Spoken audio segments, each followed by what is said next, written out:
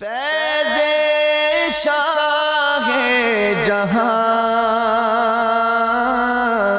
صدائے رمضان۔ بسم اللہ الرحمن الرحیم۔ مولا صلی وسلم دائما ابدا علی حبیبک خیر الخلق کلہم، یا ربی بالمصطفیٰ بلغ مقاصدنا واغفر لنا ما مضى یا واسع الکرم۔ السلام علیکم ناظرین و سامعین کرام، 9 نیوز HD کے لائیو اسٹوڈیو سے رمضان المبارک کی اسپیشل ٹرانسمیشن صدائے رمضان کے آج کے پروگرام کے ساتھ آپ کی خدمت میں حاضر ہے آپ کا میزبان محمد لقمان رضا۔ ناظرین سامعین، رمضان المبارک کا پہلا عشرہ رحمت، دوسرا عشرہ مغفرت اور تیسرا عشرہ جہنم سے آزادی۔ رحمت سمیٹنے کی کوشش کی، مغفرت سمیٹ رہے ہیں، اور پھر جہنم سے آزادی کا عشرہ بھی انشاءاللہ ہماری زندگیوں کا حصہ ہوگا۔ اللہ سبحانہ وتعالی ہمیں عبادات خشوع و خضوع کے ساتھ کرنے کی توفیق بھی عطا فرمائے، لیکن اس کے ساتھ ساتھ معاشرتی حوالے سے، اخلاقی حوالے سے جو معاملات ہیں انہیں بھی ہم نے درست کرنا ہے۔ بالخصوص آج کے ہمارے معاشرے میں ایک بیماری، ایک برائی حد سے زیادہ تجاوز کر چکی ہے، جس کے اسباب اور محرکات مختلف ہو سکتے ہیں۔ اس میں نفرت بھی ہے، اس میں حسد، بغض اور کینہ بالخصوص یہ ہماری دلوں کے اندر پنپ رہا ہے، اور بعض اوقات بلا وجہ ہوتا ہے، بعض اوقات کوئی نہ کوئی وجہ ہوتی ہے، اور وہ وجہ بھی اتنی خاص نہیں ہوتی۔ لیکن ہم مسلمان کہ جن کے بارے میں اللہ کے پیارے حبیب صلی اللہ علیہ وسلم نے فرمایا تھا لا ایمان لمن لا محبت له، اور 3 مرتبہ ارشاد فرمایا تھا کہ ایمان نہیں ہے اس میں جس میں محبت نہیں ہے۔ سب سے پہلے اللہ کی محبت، پھر اللہ کے پیارے حبیب صلی اللہ علیہ وسلم کی محبت، پھر اہل بیت کرام علیہم رضوان، صحابہ کرام علیہم رضوان، اولیاء اللہ کی محبت، اور ایمان والوں کی محبت۔ یعنی ایمان والے چاہیے تو یہ تھا کہ انما المؤمنون اخوہ کا پیکر بنتے، باہم آپس میں جڑے ہوئے ہوتے۔ وہ جڑنے کی بجائے آج توڑنے والا معاملہ، ٹوٹنے والا معاملہ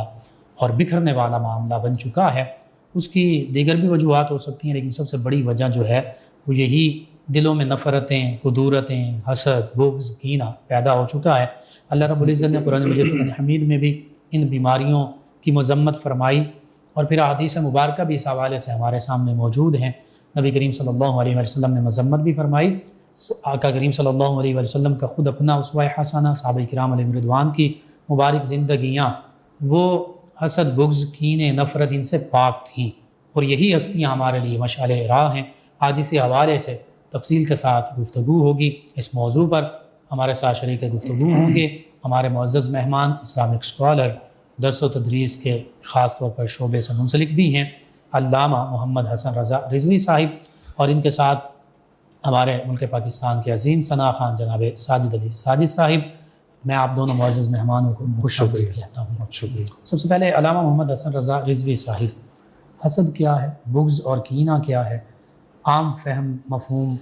اس کا کیا ہے؟ چونکہ ہمارے معاشرے میں یہ پنپ رہا ہے، بڑھ رہا ہے، یہ بیماری پھیل رہی ہے، تو اس بیماری کا پتہ تو ہو۔ بعض اوقات لوگ اس کو اتنا بڑا گناہ بھی تصور نہیں کرتے، عام معمولات کا سمجھ کر اسے اگنور کر رہے ہوتے ہیں، درگزر کر رہے ہوتے ہیں۔ تو اس حوالے سے ہمیں سب سے پہلے پتہ چل جائے حسد کیا ہے، بغض اور کینہ کیا ہے۔ بسم اللہ الرحمن الرحیم۔ سب سے پہلے تو مفتی لقمان رضا صاحب آپ کی خدمت میں اسلامی محبت، اور رمضان المبارک کا یہ دوسرا عشرہ مغفرت ہے، اور اس کے اندر اللہ رب العزت ہماری مغفرت فرماتا ہے، ہر کسی کی نہیں، اس کی جو چاہتا ہے کہ میری مغفرت ہو جائے۔ تو میں سب سے پہلے تو دعا کرتا ہوں اللہ تعالیٰ رمضان المبارک کی بابرکت گھڑیوں کا صدقہ آپ کے اور میرے دنیاوی درجات میں بھی اور اخروی درجات میں بھی اضافہ فرمائے، اور ہمیں رمضان المبارک کی برکات نصیب فرماتے ہوئے آپ کی ٹیم کے جملہ کاوشوں کو اپنی بارگاہ میں قبول فرمائے۔ تو آپ نے بڑا خوبصورت موضوع چنا ہے آج بھی۔ سب سے پہلے تو ہم اس کی تعریفات جان لیتے ہیں کہ حسد کیا ہے۔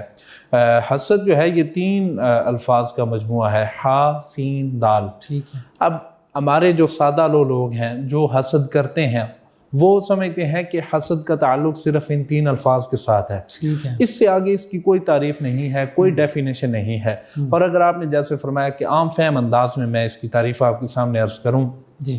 تو کسی انسان جس کو اللہ نے کوئی دولت دی ہے، کوئی نعمت عطا فرمائی ہے، کوئی جو ہے اللہ رب العزت نے خاص فضل فرمایا ہے، جی، تو اس کو دیکھ کے اپنے دل میں اس کی خواہش پیدا کرنا، اور نہ صرف خواہش پیدا کرنا بلکہ یہ دعا کرنا اور یہ جو ہے وہ تمنا رکھنا کہ اس سے وہ نعمت چھین جائے اور وہ میرے پاس آ جائے، اللہ، یا یہ کہنا کہ اللہ رب العزت نے وہ نعمت اسے کیوں عطا فرمائی، اس کا مصداق یا اس کا حقدار تو میں تھا، اللہ، یا یہ کہنا کہ شاید اللہ رب العزت نے نعوذ باللہ کہ میرے ساتھ ظلم کیا ہے اور اس کے ساتھ اللہ نے بھلائی کی ہے، پتہ نہیں اللہ کا میں نے کیا بگاڑا ہے، نعوذ باللہ من ذالک۔ یہ تعریف ہے جو عام فہم انداز میں حسد کی جاتی ہے۔ اب حسد جو ہے یہ ہمارے لوگ کرتے ہیں لیکن ان کو پتہ نہیں چلتا کہ ہم حسد کر رہے ہیں، بالکل صحیح، اور پتہ کیا کہیں گے کہ یار اس کے پاس یہ دولت ہے، اس کو اللہ نے یہ گاڑی دی ہے، اس کو اللہ نے یہ بنگلہ عطا کیا ہے، چلو ہمیں کیا۔ اب یہ 2 لفظ بول کے ہم اپنے من کی جو بڑاس ہے وہ تو نکال لیتے ہیں، لیکن ہمیں اندازہ نہیں ہوتا کہ ہم اس کے پیچھے، اس کے بیہائنڈ کتنا بڑا گناہ کر رہے ہیں۔ اور اللہ کے پیارے محبوب صلی اللہ علیہ وسلم نے ارشاد فرمایا کہ حسد نیکیوں کو اس طرح کھا جاتا ہے جس طرح لکڑیاں آگ کو کھا جاتی ہیں، اور جس طرح آگ جو ہے وہ لکڑیوں کو کھا جاتی ہے، اس طرح اللہ کے پیارے محبوب صلی اللہ علیہ وسلم نے فرمایا۔ اور اسی طرح کینہ جو ہے وہ بغض جو ہے، یہ دونوں ایک ہی چیزیں ہیں۔ یہ بھی اسی طرح ہی ہے کہ جب انسان کسی کے ساتھ کوئی معاملات کرتا رہتا ہے اور اچانک کیا ہوتا ہے کہ دوسرا جو میرا بھائی ہے وہ تھوڑا نعمتوں کے حوالے سے آگے بڑھ گیا، ٹھیک ہے، وہ آسودہ ہو گیا، میں ابھی تک وہیں ہوں۔ اور اگر میں یوں سمجھوں یا کوئی انسان یہ سمجھے کہ میرا جو بھائی ہے میرے ساتھ کاروبار کر رہا تھا، ہم نے کاروبار تو اکٹھا شروع کیا تھا لیکن آج میں وہیں کا وہیں ہوں، اس نے گاڑیاں بھی بنا لی، بنگلے بھی بنا لیے، اور اس کے پاس جو ہے وہ اللہ نے اسے اولاد بھی عطا کر دی، اچھی بیوی بھی، اچھا گھر بھی عطا کر دیا، تو یہ میرے پاس کیوں نہیں ہے؟ تو میں کیا کرتا ہوں، یا کوئی بھی انسان جس کی میں مثال دے رہا ہوں، وہ کیا کرتا ہے کہ اپنے من کی پیاس یا بڑاس کو بجھانے کے لیے کیا کرتا ہے کہ اس سے انتقام لینا شروع کر دیتا ہے، اس کے معاملات میں روڑے اٹکانا شروع کر دیتا ہے، اس کے معاملات میں جو ہے وہ مشکلات کھڑی کرنا شروع کر دیتا ہے، اس کے معاملات میں جو ہے وہ کوئی نہ کوئی اس طرح کا معاملہ کرنا شروع کر دیتا ہے جس سے اس کے معاملات جو ہیں وہ صحیح طریقے سے چل نہیں پاتے، مشکل اور رکاوٹ آ جاتی ہے، مشکلات، بالکل مشکلات اور رکاوٹیں کھڑی کر دیتا ہے۔ اس کو کہتے ہیں بغض اور کینہ۔ اب دیکھتے ہیں کہ اللہ کے پیارے محبوب صلی اللہ علیہ وسلم اور اللہ رب العزت نے ان چیزوں کے بارے میں ان سے منع کرتے ہوئے کیا ارشاد فرمایا، مذمت کیسے فرمائی۔ اب حضرت ابراہیم علیہ السلام کو اللہ رب العزت نے کتاب حکمت عطا فرمائی، ان پہ فضل فرمایا، ان پہ اپنی رحمت فرمائی، ان کو اپنے انعام سے نوازا، تو ان کی جو قوم تھی اور ان کے جو رشتہ دار تھے وہ ان سے حسد کرنے لگ گئے اور طرح طرح کی جو ہے وہ خرابیاں پیدا کرنے لگ گئے۔ تو اللہ رب العزت نے سورۃ النساء کی آیت نمبر 54 میں 54 میں اللہ رب العزت نے فرمایا کہ ام یحسدون الناس علی ما آتاہم اللہ من فضلہ فقد آتینا آل ابراہیم الکتاب والحکمہ وآتیناہم ملکا عظیما۔ اللہ رب العزت فرماتا ہے کہ تم اس چیز سے حسد کر رہے ہو جو تم نے نہیں، اس نے نہیں، زید نے نہیں، بکر نے نہیں، بلکہ اللہ رب العزت نے خود ان کو عطا فرمائی ہے، اپنے فضل سے عطا فرمائی ہے، اور نہ صرف کتاب عطا فرمائی بلکہ کتاب اور حکمت کا لفظ بھی اضافہ فرمایا کہ اللہ رب العزت نے ان کو کتاب بھی عطا فرمائی، حکمت بھی عطا فرمائی، اور آگے فرمایا کہ فقد آتینا آل ابراہیم الکتاب والحکمہ وآتیناہم ملکا عظیما۔ یہ خاص جو ملک عظیم کی بات کی ہے، ان کو چونکہ سلطنت بھی اللہ رب العزت نے عطا فرمائی، مملکت بھی عطا فرمائی، تو ان کے رشتہ دار اور جو دائیں بائیں جاننے والے لوگ تھے وہ ان کے حسد کرنے لگے۔ تو اللہ رب العزت نے سورۃ النساء کی آیت نمبر 54 میں ان کو مخاطب کرتے ہوئے یہ تنبیہ فرمائی کہ تم اس چیز سے حسد نہیں کر سکتے جو اللہ نے اپنے فضل اور رحمت سے ان کو عطا فرمائی ہے۔ اور اسی طرح قرآن مقدس کی سیکنڈ لاسٹ سورت ہے سورۃ الفلق، اس کے اندر اللہ رب العزت نے فرمایا ہے کہ وَمِن شَرِّ حَاسِدٍ إِذَا حَسَدَ۔ اب اگر اس کا اگلا اور پچھلا حصہ دیکھا جائے تو اس کے مفاہیم اور ملتے ہیں، لیکن اللہ رب العزت نے یہ آیت کیوں نازل فرمائی کیونکہ یہ اللہ رب العزت کے علم میں تھا کہ میں جو لوگ پیدا کر رہا ہوں ان میں کم ظرف بھی ہوں گے، ان میں اعلیٰ ظرف بھی ہوں گے۔ اعلیٰ ظرفوں کے لیے اللہ رب العزت نے فرماتا ہے جو صبر کرتا ہے، شکر کرتا ہے اور اللہ کی نعمتوں پہ جو ہے وہ اکتفا کرتے ہوئے اپنی زندگی بسر کرتا ہے، تو میں ان کو دنیا و آخرت کے خزانے عطا فرماؤں گا، ان کو میں جنت کی کنیاں بھی عطا کروں گا، اور جنت کے اندر جتنی نعمتیں اور بہاریں ہیں میں ان کو عطا کروں گا۔ اور یہ جو آیت نازل فرمائی وَمِن شَرِّ حَاسِدٍ إِذَا حَسَدَ، اس کے اندر اس کو نازل فرمانے کا مقصد یہ ہے کہ اللہ رب العزت ہمیں بتا رہا ہے کہ حسد جو ہے یہ آج کی پیداوار نہیں ہے، بلکہ حسد تب بھی تھا جب اللہ رب العزت نے اپنے انعام و اکرام کا سلسلہ دینا شروع کیا تھا۔ اور ہمیں اس سے پتہ چلتا ہے کہ اس کی مذمت آج نہیں ہے، اس کی مذمت آج سے 1450 سال پہلے کی گئی، اور وہ کر کے بتایا گیا کہ قیامت تک اور قیامت تک آنے والے انسانوں پر جو میں رحمت کروں گا، جو میں فضل کروں گا، جو میں ان کو انعام عطا فرماؤں گا، اور جو میں ان کو نعمت عطا فرماؤں گا، اگر تم ان پہ صبر کرو گے، شکر کرو گے، اور رب سے صرف اتنی دعا کرو گے کہ یا اللہ اگر میرے حق میں بھی یہ بہتر ہے تو مجھے بھی عطا فرما، اور اگر میرے حق میں بہتر نہیں ہے تو جس کو تو نے یہ نعمت عطا فرمائی ہے اس کے حق میں اس کو بہتر فرما۔ تو اگر تم یہ معاملہ کرو گے، یہ سوچ رکھو گے، یہ نیت رکھو گے، تو میں تمہیں اور عطا کروں گا۔ اور ایک مقام پہ فرمایا لَإِن شَكَرْتُمْ لَأَزِيدَنَّكُمْ، اگر تم میری نعمتوں پر شکر بجا لاؤ گے تو میں تمہاری نعمتوں میں اضافہ کر دوں گا۔ جی علامہ صاحب بہت خوبصورت آپ بات کی آپ نے کہ اس کی تاریخ پرانی، آپ یہ دیکھیے قابیل اور حابیل کا معاملہ، اس میں بھی یہی ہمیں نظر آتا ہے، بالکل ایسے ہی ہے کہ جس کی وجہ سے وہ پہلا قتل ہوا، یعنی پہلی برائی کے پیچھے بھی محرکات یہی نظر آ رہا ہے۔ بالکل ایسے ہی ہے قبلہ، یہ جو تمام واقعات ہیں قرآن و حدیث کی روشنی میں ہمیں ملتے ہیں، اس سے ہمیں یہی پتہ چلتا ہے۔ اور آپ یہ سمجھیں دیکھیں کہ حسد جو ہے یہ جیسا میں نے آغاز کیا کہ ہا سین دال، بظاہر یہ 3 الفاظ کا مجموعہ ہے، بالکل چھوٹا سا، ایک سانس میں پڑھا جانے والا، لیکن کیا ہے اس کے پیچھے جو اس کے محرکات ہیں اور اس کے جو اسباب ہیں اور اس کے جو نتائج ہیں وہ ہمیں قتلوں تک پہنچا دیتے ہیں،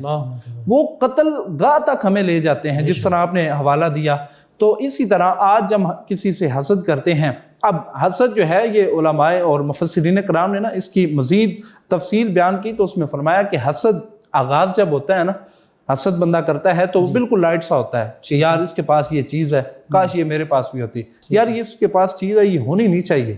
اس کے پاس یہ چیز ہے یہ ختم ہونی چاہیے۔ پھر ہم طرح طرح کے وسائل گھڑنا شروع کر جاتے ہیں اور کہتے ہیں کہ ہماری کوشش ہوتی ہے کہ یہ حسد ہمارا اتنا ہمیں سکون دے کہ یہ چیز اس سے چھن جائے، اور وہ ہمیں قتل گاہ کی طرف کیوں لے جاتی ہے کہ جب ہم اس سے حسد کرتے ہیں، نفرت کرتے ہیں، تو پھر دشمنیاں جنم لیتی ہیں، پھر وہ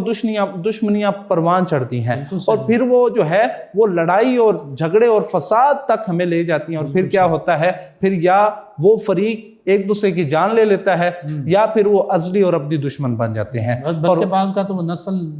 نسلوں تک چلتی ہے بات قبلہ۔ آپ کے ہمارے معاشرے میں 20 مثالیں ہیں، وہ چھوٹی سی بات ہوتی ہے، اس سے آغاز ہوتا ہے، اور وہ جو دنگا فساد برپا ہوتا ہے وہ ہمیں نسلوں تک لے جاتا ہے اور نسلیں خراب کر دیتا ہے۔ اور اللہ کے پیارے محبوب صلی اللہ علیہ وسلم نے فرمایا جو کسی ایک انسان کو قتل کرتا ہے گویا وہ تمام انسانیت کا قاتل ہے، اور فرمایا جو کسی ایک انسان کی جان بخشتا ہے، بچاتا ہے اور اس کی حفاظت کرتا ہے گویا وہ تمام انسانیت کو بچاتا ہے۔ تو یہ جو حسد کی تعریف ہے، کینہ کی تعریف ہے، بغض کی تعریف ہے، اس سے ہمیں یہی پتہ چلتا ہے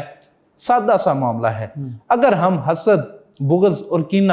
ان تینوں کو جو ہے وہ اپنے اندر اڈاپٹ کرنے کی کوشش کرتے ہیں تو گویا ہم اپنی تمام نیکیوں کو اپنے ہاتھوں سے ضائع کر رہے ہیں۔ چونکہ نیکیاں جو ہیں، انسان جب نیکیاں اکٹھی کرتا ہے تو اس کو بڑا وقت لگتا ہے، اس کو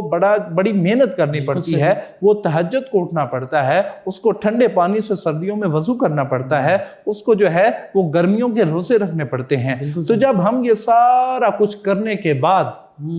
کسی سے حسد کرتے ہیں، اور حسد بھی اس بات پہ جو اللہ نے اسے عطا فرمائی ہے، تو پھر کیا ہوتا ہے وہ ہماری ساری محنت اور ساری تھکن کی جو نیکیاں ہوتی ہیں وہ ہم اپنے ہاتھوں سے ضائع کر لیتے ہیں۔ بالکل صحیح، بہت خوبصورت آپ نے گفتگو کی۔ حقیقت یہ ہے کہ حسد جو ہے وہ یوں ہی تھوڑی سی جملہ بازی سے اور چھوٹی چھوٹی باتوں سے شروع ہوتا ہے، اور پھر یہ معاملہ جو ہے انتہا تک پہنچ جاتا ہے، حتیٰ کہ سورہ فلق کا علامہ صاحب نے حوالہ دیا، یہ وہ دو آخری صورتیں ہیں جو کہ نبی رحمت صلی اللہ علیہ وآلہ وسلم کے وسیلے سے خاص طور پر جادو، جنات اور ان معاملات کے حوالے سے ہمارے لیے نازل ہوئیں، اور اس میں دیگر مخلوقات کے شر سے بچنے کی دعا مانگی جا رہی ہے، اللہ کی پناہ طلب کی جا رہی ہے۔ وہیں پر دیکھیے ان جنات یا جادو اور ایسے معاملات حرام اور ناجائز اور جو کفر کے نزدیک لے جاتے ہیں، کفر تک پہنچا دیتے ہیں، ان سے پناہ کی بات ہو رہی ہے، دعا مانگی جا رہی ہے۔ وہیں حسد کو بھی شامل کیا گیا ہے، تو پتہ چل رہا ہے یہ کتنی بڑی اور کتنی بری بیماری ہے، کتنا بڑا گناہ ہے، گناہ کبیرہ میں شامل ہے۔ تو آج معاملہ ایسا ہو چکا ہے کہ ہم جو کبائر گناہ ہیں ان سے بھی نہیں بچتے۔ صغیرہ گناہ تو عام ہیں لیکن کبائر میں مبتلا ہو چکے ہیں، اور بعض وقت ایسا بھی معاملہ ہوتا ہے کہ بڑی بڑی نیکیاں بھی کر رہے ہوتے ہیں، نمازیں بھی پڑھ رہے ہیں، لمبے لمبے سجدے بھی کر رہے ہیں، اور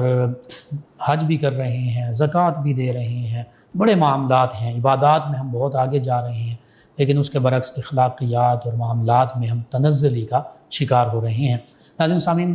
رمضان المبارک کی ان بابرکت گھڑیوں میں نبی کریم صلی اللہ علیہ وآلہ وسلم کی بارگاہ میں ہدیہ عقیدت پیش کریں گے جناب ساجد علی ساجد صاحب۔ جی ساجد علی۔ یہ ناز یہ انداز ہمارے نہیں ہوتے، یہ ناز یہ انداز ہمارے نہیں ہوتے،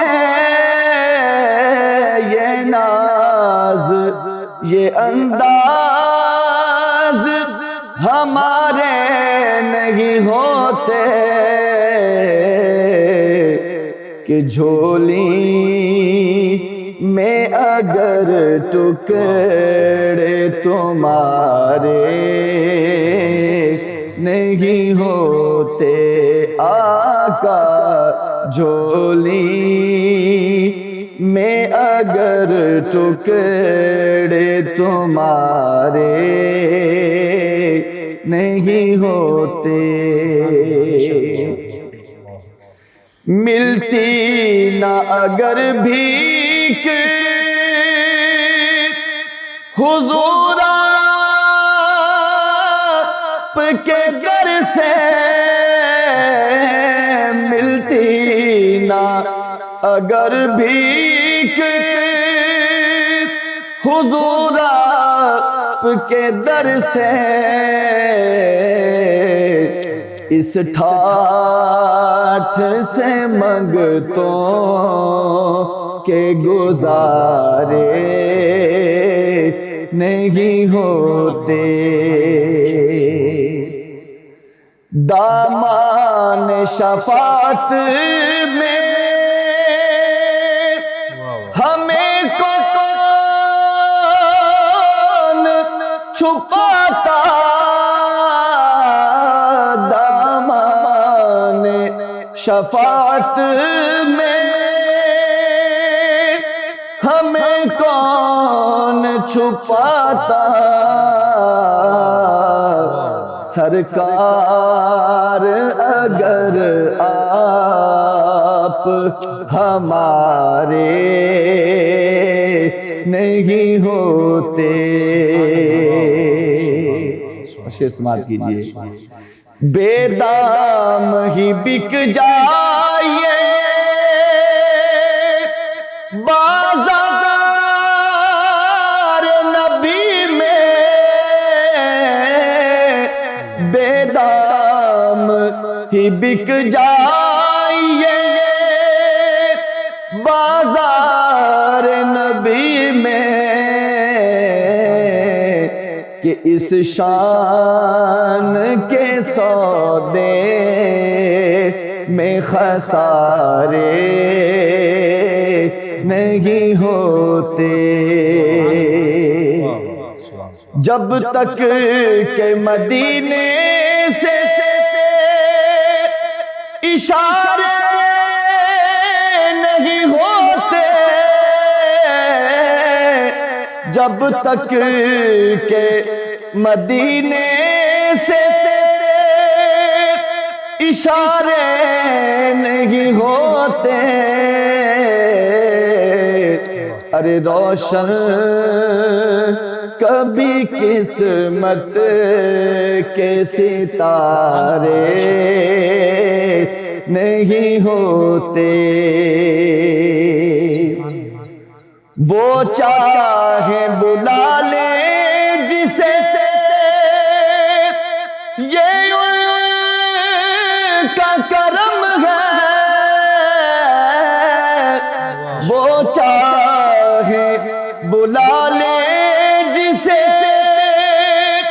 یہ ان کا کرم ہے، ارے بے اذن مدینے کے نظارے نہیں ہوتے، خالد یہ تصدق ہے فقط نعت کا ورنہ، خالد یہ تصدق ہے فقط نعت کا ورنہ، ارے محشر میں تیرے بار نیارے نہیں ہوتے، جھولی میں اگر ٹکڑے تمہارے نہیں ہوتے۔ جزاک اللہ۔ ناظرین، 9 نیوز HD کے لائیو اسٹوڈیو سے رمضان المبارک کی یہ اسپیشل ٹرانسمیشن صدائے رمضان آپ کی خدمت میں پیش کی جا رہی ہے، اور ہمارے اس معاشرے کا بہت اہم اور حساس موضوع حسد، بغض اور کینے کی مذمت، اس پر گفتگو ہو رہی ہے۔ حقیقت یہ ہے کہ آج جو ایسا معاملہ ہو گیا، ہم ایسی اخلاقی گراوٹ کا شکار ہو گئے کہ قریبی رشتہ دار بعض اوقات بھائی بھائی سے حسد کر رہا ہوتا ہے، دیگر قریبی رشتہ دار وہ حسد میں، بغض میں مبتلا ہوتے ہیں اور چاہتے یہی ہیں کہ ہمارے رشتہ داروں کے پاس جو اللہ تعالیٰ کی نعمتیں ہیں ان سے چھین جائیں۔ اسی طرح اس سے آگے بڑھیے تو دوستوں میں بھی بعض اوقات یہ معاملہ پیدا ہو جاتا ہے، اور بعض اوقات کولیگز مختلف، چاہے تجارت میں ایک دوسرے کے کولیگ ہیں، جاب میں ایک دوسرے کے ساتھی ہیں، کہیں بھی پڑھنے پڑھانے میں، دیگر معاملات میں، اور معاشرے کی یہ تنزلی دیکھیے کہ یہ معاملہ آج علماء میں بھی، بڑی میں یہ معذرت کے ساتھ کہہ رہا ہوں، علماء بھی آج بعض اوقات، کہیں اچھے بہت اچھے بھی علماء موجود ہیں، لیکن بعض اوقات علماء میں یہ حسد بہت زیادہ پایا جاتا ہے، یعنی طبقہ علم میں۔ اب یہ علماء دین کے حوالے سے بھی ہو سکتے ہیں اور دنیاوی علوم کے حوالے سے بھی، لوگ اسکالر جو ہیں دنیاوی علوم کے وہ بھی ہو سکتے ہیں، یعنی کمپٹیشن کو ہم نے کہا کہ کمپٹیشن کا دور ہے، لیکن اس کمپٹیشن کو اس کی حدود و قیود ہم نے کوئی مقرر نہیں کی، اور وہ کمپٹیشن جو کہ ایک پازیٹیو وے میں ہونا چاہیے تھا، وہ کمپٹیشن نیگیٹو رنگ اختیار کر گیا، اور وہ حسد، بغض، کینہ، نفرت ان معاملات تک جا پہنچا۔ بعض اوقات جانتے بوجھتے ہوئے، بعض اوقات انجانے میں ہم ایسے معاملات کر بیٹھتے ہیں۔ اسی حوالے سے اس موضوع کا ہم نے انتخاب کیا۔ جی، علامہ محمد حسن رضا رضوی صاحب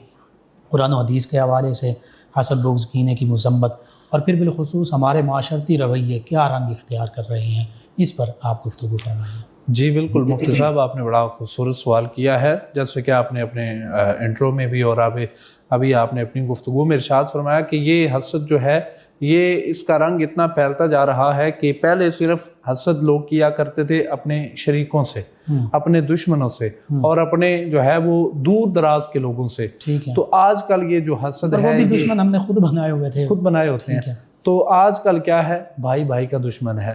بھائی کے پاس اگر کوئی دولت ہے، کوئی اللہ کی نعمت آ گئی ہے، کوئی دولت کی فراوانی آ گئی ہے، تو کیا ہوتا ہے، بھائی سے بھائی جلنا شروع کر دیتا ہے، بجائے اس کے کہ تم اپنی کوشش کرو اور اللہ رب العزت سے اپنے لیے مانگو اور محنت کرو۔ لیکن ہم کیا کرتے ہیں، اپنے بھائی سے بغض کرنا اور حسد کرنا شروع کر دیتے ہیں۔ اور اسی طرح ہمارے پڑوس میں اگر کسی کہ گھر کوئی اللہ نے نعمت عطا فرما دی. اور بالخصوص یہاں میں ایک بات عرض کرنا چاہوں گا کہ خواتین میں یہ وہ چیز زیادہ پائی جا رہی ہے. اور زیادہ تر معاملہ یہ ہے کہ کسی کو اللہ نے اگر اولاد دے دی ہے، کسی کو اللہ نے بیٹا عطا کر دیا ہے، کسی کو اللہ نے بیٹی عطا کر دی ہے، اور اس کے ساتھ متصل اسی گھر میں اس کی جو وہ کوئی اور رشتے میں بہن ہے، یا آپ کہہ لیں کہ دیورانی ہے، یا کوئی بھی ہے رشتے میں، تو اگر اس کے پاس اولاد نہیں ہے اور ایک کو اللہ نے اولاد دے دی ہے، تو اس کے دل میں یہ بات نہیں جائے گی کہ اس کو اللہ نے عطا کی ہے اور جب میرا حکم ہوا تو مجھے بھی عطا ہو جائے گی. ہماری خواتین کیا کرتی ہیں؟ اس سے حسد کرنا شروع کر دیتی ہیں، اور اس حسد کے مختلف زاویے اپنانا شروع کر دیتی ہیں، مختلف طریقے سے اپنے جو من کی بڑھاس سے وہ نکالنا شروع کر دیتی ہیں، اور اس سے بے جا دشمنی لگا لیتی ہیں، اور اس کے کھانے پینے میں، جملہ معاملات میں، شکایتوں کے معاملات میں جو ہے وہ حسد کرنا شروع کر دیتی ہیں. خواتین کو یہ میں ضرور پیغام دینا چاہوں گا کہ اگر آپ کو اللہ نے دولت سے یا اللہ نے اولاد سے محروم رکھا ہے تو اس میں کوئی حکمت ہوگی، اس میں اللہ رب العزت کی ضرور کوئی حکمت ہوگی جس کی وجہ سے اللہ نے آپ کو اولاد نہیں دی. اور جس کے پاس اولاد ہے یا جس کو اللہ نے بیٹا عطا کیا ہے، آپ کا حق نہیں بنتا کہ اس سے آپ حسد کریں. اور اللہ کے پیارے محبوب صلی اللہ علیہ وسلم نے ارشاد فرمایا کہ یہ جو حسد ہے نا، یہ ایک بکری ہو نا، بکری کے پیچھے دو بھیڑیے لگے ہوں تو وہ دو بھیڑیے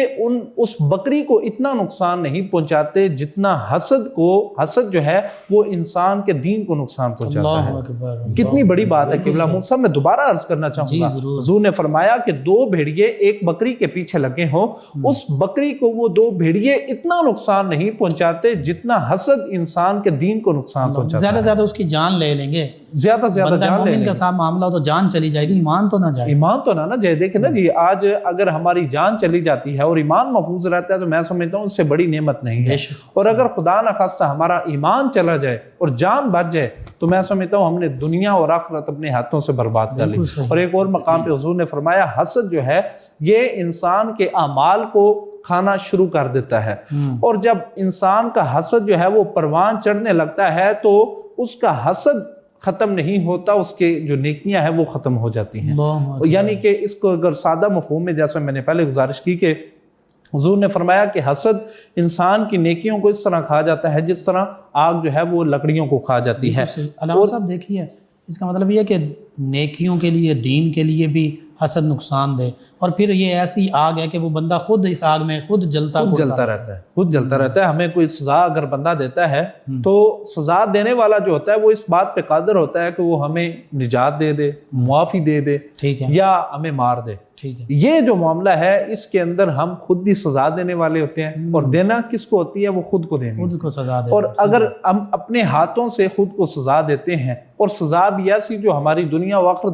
برباد کر سکتی ہے، تو میں سمجھتا ہوں اس سے بڑی جو ہے وہ بدبختی نہیں ہے. اور بابا اشفاق احمد بڑے رائٹر ہیں، قلم کے میدان میں ادیب ہیں، ان کا بڑا نام ہے. ان سے حسد کی تعریف پوچھی گئی نا تو انہوں نے فرمایا کہ اللہ کی تقسیم سے اختلاف رکھنا یہی حسد کہلاتا ہے. کتنی خوبصورت انہوں نے تعریف کی ہے. اور اسی طرح حضرت یوسف علیہ السلام کے جو بھائی تھے، وہ انہوں نے جب دیکھا کہ یوسف جو ہیں وہ اپنے باپ کے ابا جان کے منظور نظر ٹھہر گئے ہیں، اور باپ کے جو ابا جان ہیں ان کی ساری توجہ کا مرکز بن چکے ہیں، تو پھر انہوں نے کیا کیا؟ انہوں نے حسد پالنا شروع کر دیا، اور پھر ان سے اجازت لی اور ان کو گھمانے پھرانے کے ارادے سے لے گئے. تو پھر کیا ہوتا ہے؟ ان کو کنویں میں ڈال دیتے ہیں، اور پھر واپس آ کے وہ جو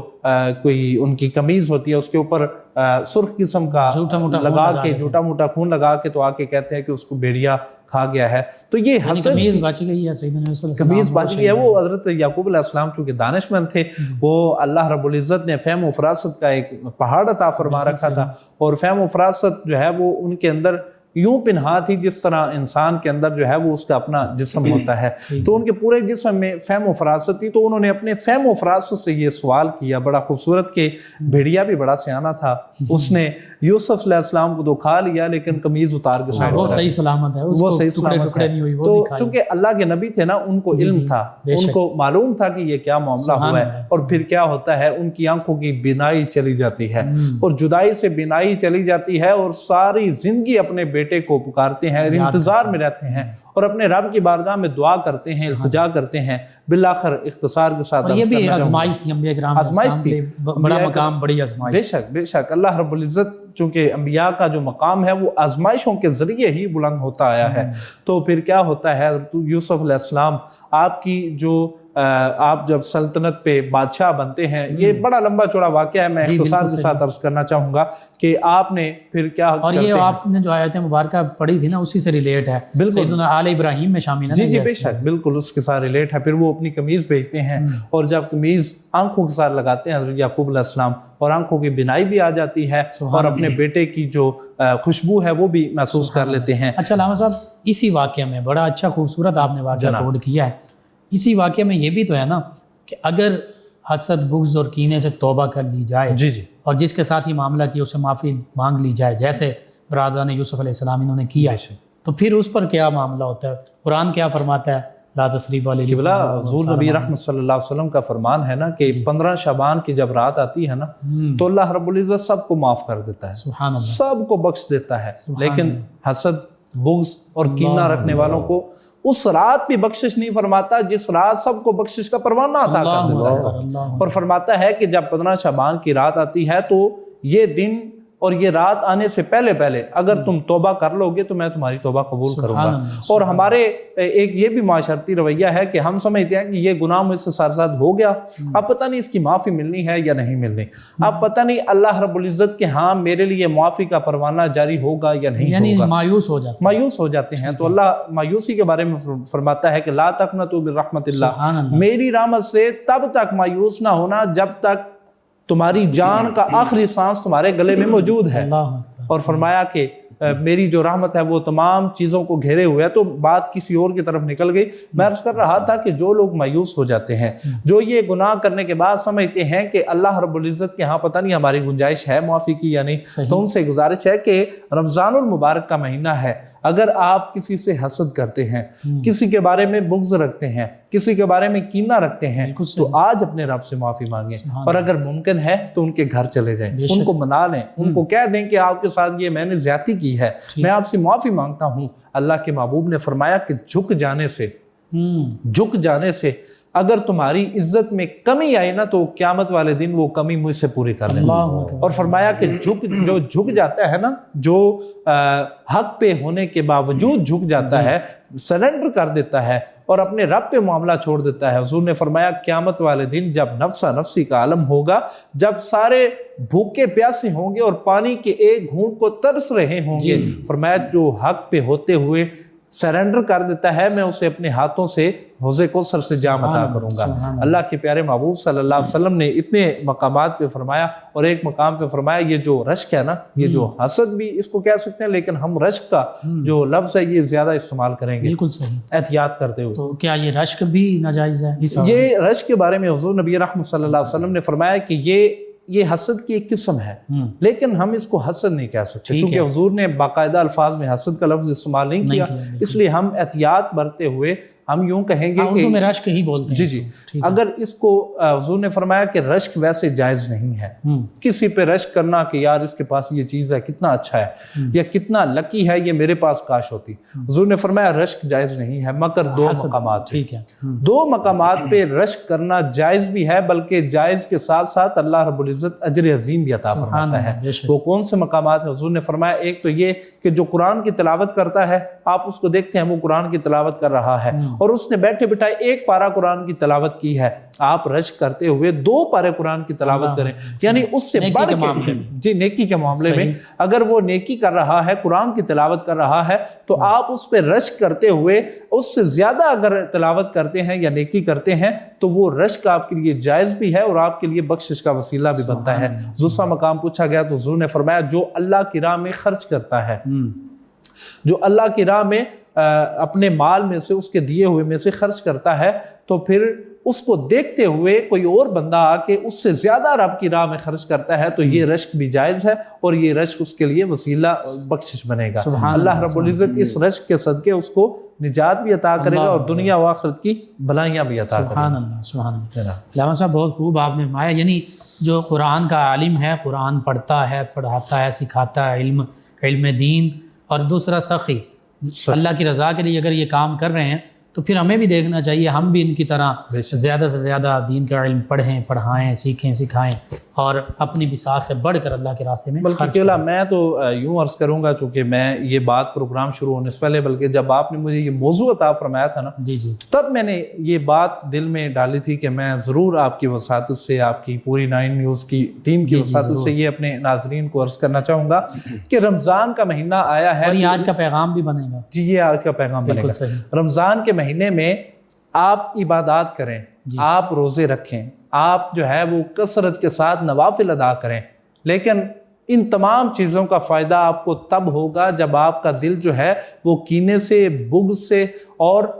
حسد سے پاک ہوگا۔ اور اگر آپ کے دل میں کسی کے لیے بغض ہے، کینہ ہے یا حسد کی جو آگ ہے وہ جل رہی ہے، تو پھر آپ جتنے لمبے چوڑے سجدے کر لیں، ساری رات جاگ کے نوافل کر لیں، قیام کر لیں، پھر آپ کو اللہ رب العزت کی طرف سے کوئی فائدہ نہیں ہوگا۔ اگر آپ چاہتے ہیں کہ عبادات قبول ہوں، روزے قبول ہوں اور آپ کی جو تلاوت ہے وہ قبول ہو، تو آپ کا دل جو ہے وہ پاک ہونا چاہیے۔ یہاں ایک حضور کا اور فرمان عرض کرتا چلوں، حضور نے فرمایا کہ ہر بندہ، اور حضور نے یہاں خود کو بھی شامل کیا، فرمایا کہ ہم چاہتے ہیں کہ ہمارے دل میں نور الہی نازل ہو، ہمارا دل جو ہے وہ نور الہی سے منور ہو، ہمارے دل پہ اللہ رب العزت اپنا نور نازل فرمائے۔ تو حضور نے اس کا چھوٹا سا نسخہ عطا فرمایا تم اپنے دل کو کینے سے، بغض سے اور حسد سے پاک کر لو، اللہ رب العزت براہ راست تمہارے دل پہ اپنے نور کی تجلی نازل فرمائے۔ اور جو دل بوسیدہ ہو چکے ہیں، جو ہمارے جیسوں کے دل بوسیدہ ہو چکے ہیں، مردہ ہو چکے ہیں، ضمیر مردہ ہو چکے ہیں، اللہ کی طرف سے کتنا بڑا پیکج ہے۔ اگر ہم کسی کے لیے دل میں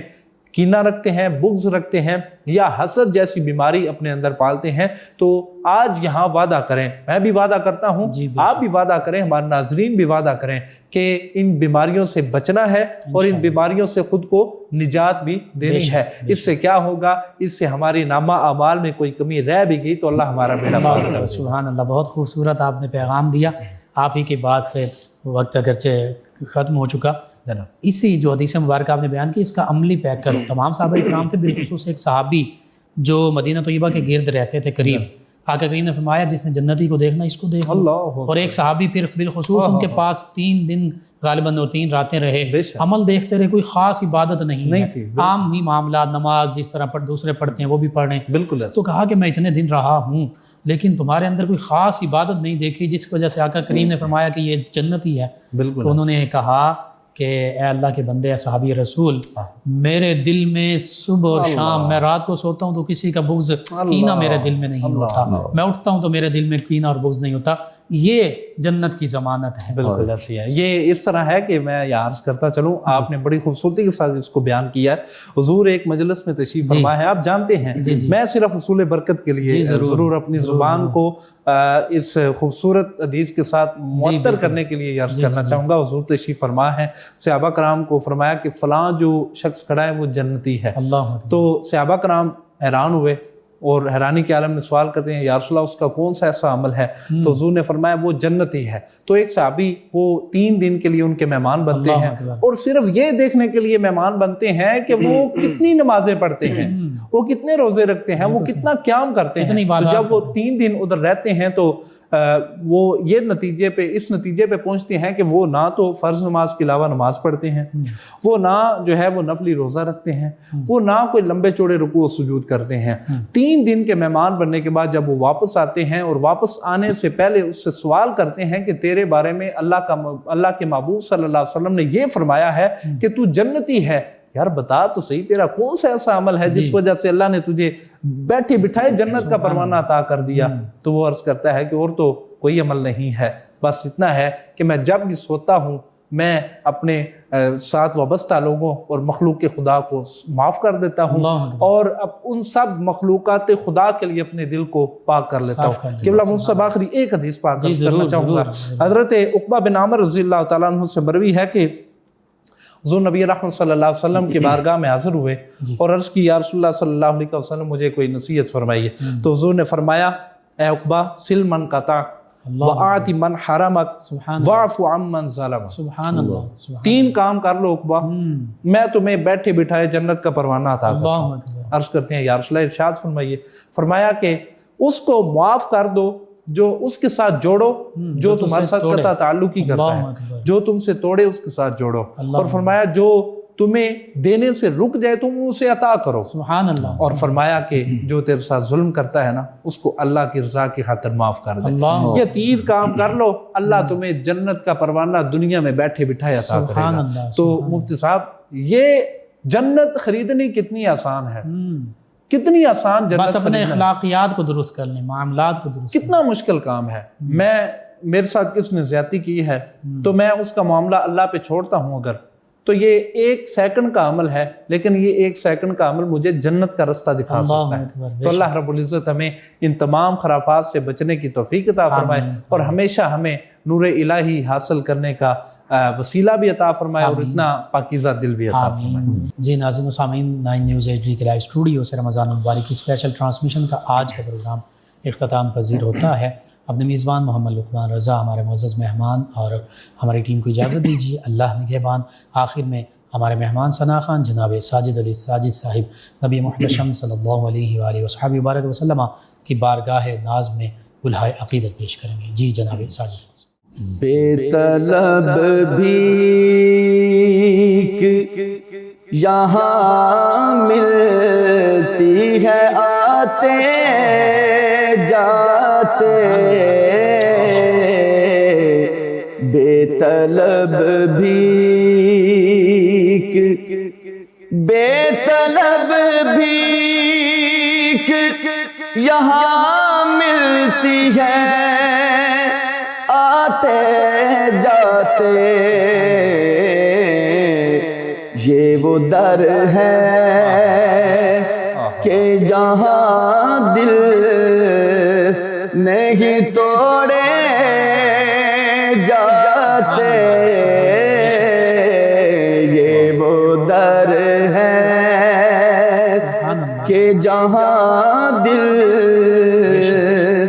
نہیں توڑے جاتے، بے طلب بھی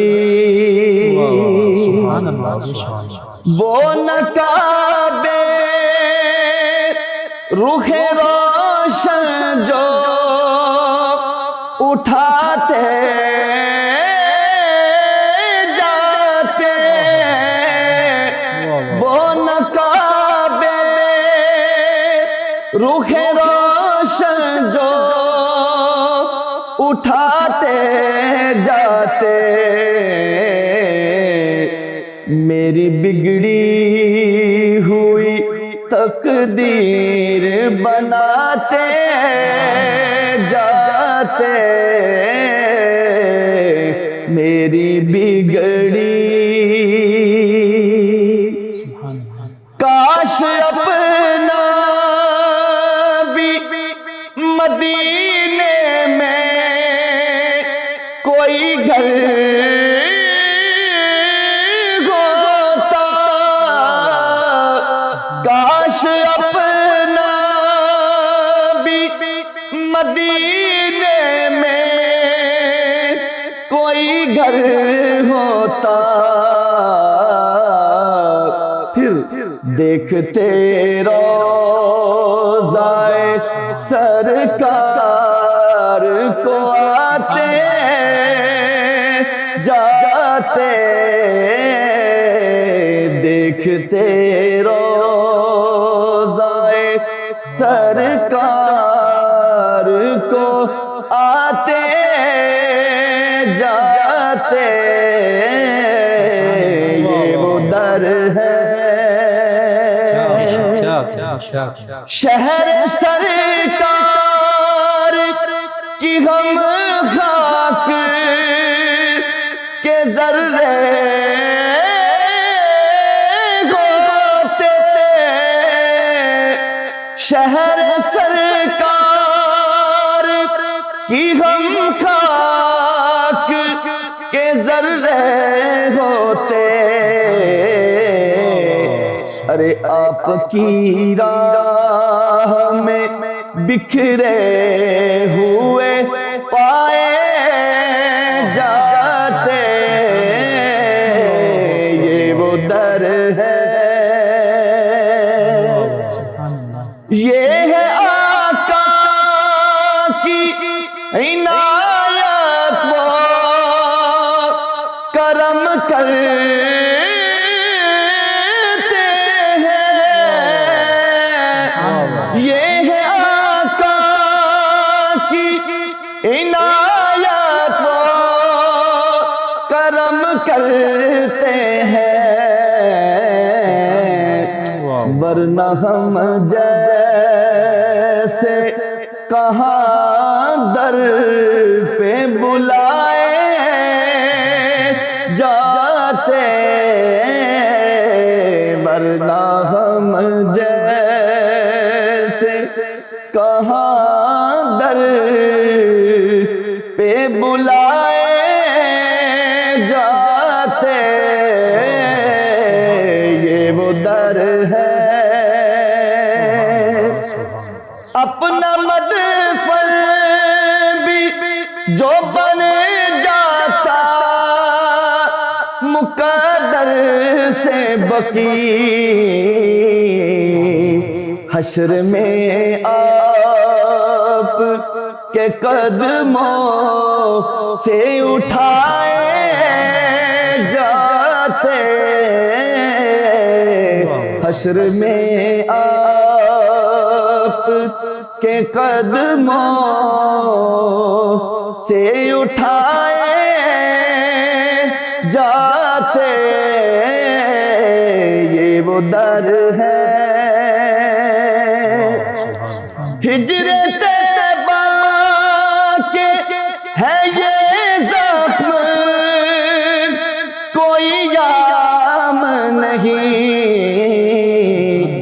ورنہ زخم یوں ہی تو دل پہ نہ سجائے جاتے، یہ وہ در ہے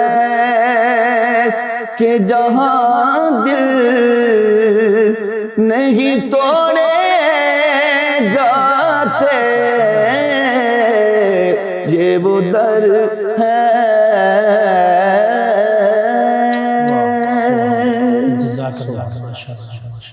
فیض